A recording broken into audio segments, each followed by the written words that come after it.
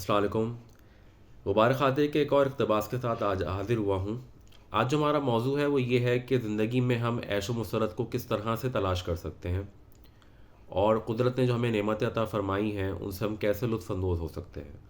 کیونکہ مولانا آزاد نے یہ کتاب قید میں لکھی تھی تو وہ اس کو ایک قیدی کے تناظر سے دیکھ رہے ہیں کہ ایک قید میں موجود شخص قدرتی نعمتوں سے کیسے محظوظ ہو سکتا ہے، اور بہت ہی خوبصورت نثر کا اس کے اندر استعمال ہے، تو غور فرمائیے گا اس پہ۔ کہتے ہیں کہ غور کیجئے تو یہ بھی ہمارے وہم و خیال کا ایک فریب ہی ہے کہ سر و سامانہ کار ہمیشہ اپنے سے باہر ہی ڈھونڈتے رہیں گے۔ اگر یہ پردہ فریب ہٹا کر دیکھیں تو صاف نظر آ جائے کہ وہ ہم سے باہر نہیں ہے، ہمارے اندر ہی موجود ہے۔ عیش و مسرت کی جن گل شگفتگیوں کو ہم چاروں طرف ڈھونڈتے ہیں اور نہیں پاتے، وہ ہمارے نیا خانہ دل کے چمنزاروں میں ہمیشہ کھلتے اور مرجھاتے رہتے ہیں۔ محرومی ساری یہ ہوئی کہ ہمیں چاروں طرف کی خبر ہے مگر خود اپنی خبر نہیں۔ وفی انفسکم افلا تبصرون، تم اپنے نفسوں پر غور کیوں نہیں کرتے۔ آگے داغ کا ایک شعر لکھا ہے انہوں نے، کہیں تجھ کو نہ پایا گرچہ ہم نے ایک جہاں ڈھونڈا، پھر آخر دل ہی میں دیکھا بغل ہی میں سے تو نکلا۔ جنگل کے مور کو کبھی باغ و چمن کی جستجو نہیں ہوئی، اس کا چمن خود اس کی بغل میں ہی موجود رہتا ہے۔ وہ جہاں کہیں اپنے پر کھول دے گا ایک چمنستان کھل جائے گا۔ قید خانے کی چار دیواری کے اندر بھی سورج ہر روز چمکتا ہے، اور چاندنی راتوں نے کبھی قیدی اور غیر قیدی میں امتیاز نہیں کیا۔ اندھیری راتوں میں جب آسمان کی قندیلیں روشن ہوتی ہیں تو وہ صرف قید خانے کے باہر ہی نہیں چمکتی، اسیران قید کو بھی جلوہ فروشیوں کا پیام بھیجتی رہتی ہیں۔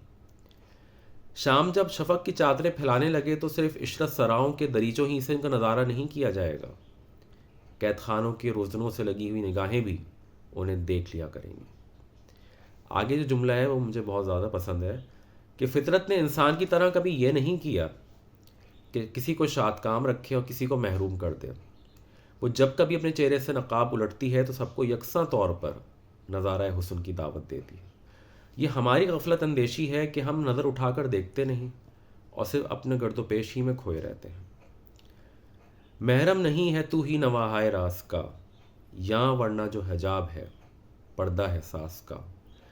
جس قید خانے میں صبح ہر روز مسکراتی ہو، جہاں شام ہر روز پردہ شب میں چھپ جاتی ہو، جس کی راتیں کبھی ستاروں کی قندیلوں سے جگمگانے لگتی ہوں، کبھی چاندنی کی حسن افروزیوں سے جہاں تاب رہتی ہوں، جہاں دوپہر ہر روز چمکے، شفق ہر روز نکھرے، پرند ہر صبح شام چہکیں، اسے قید خانے ہونے پر بھی عیش و مسرت کے سامانوں سے خالی کیوں سمجھ لیا جائے۔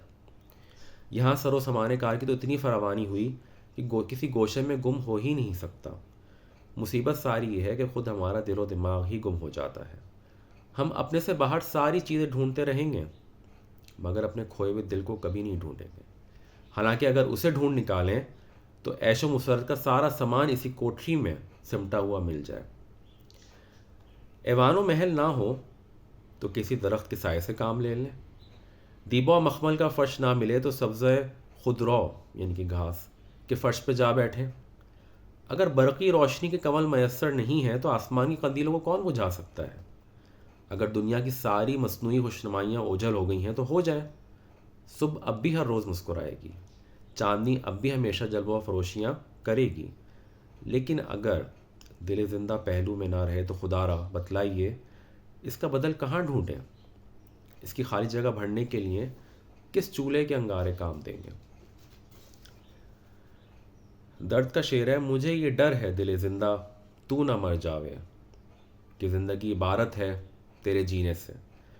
میں آپ کو بتلاؤں اس راہ میں میری کامرانیوں کا راز کیا ہے۔ میں اپنے دل کو مرنے نہیں دیتا، کوئی حالت ہو کوئی جگہ ہو اس کی تڑپ دھیمی نہیں پڑے گی۔ میں جانتا ہوں جہاں زندگی کی ساری رونقیں اسی میکدۂ خلوت کے دم سے ہیں، یہ اجڑا اور ساری دنیا اجڑ گئی۔ باہر کے سارے ساز و سامان عشرت مجھ سے چھن جائیں، لیکن جب تک یہ نہیں چھنتا میرے عیش و طرب کی سرمستیاں کون چھین سکتا ہے۔ تو مجھے امید ہے کہ آپ کو اقتباس پسند آیا ہوگا، یہ میرے پسندیدہ ترین حصوں میں سے ایک تھا۔ انشاءاللہ اگلی قسط میں پھر کسی اور اقتباس کے ساتھ حاضر ہوں گے، تب تک کے لیے اجازت، اللہ حافظ۔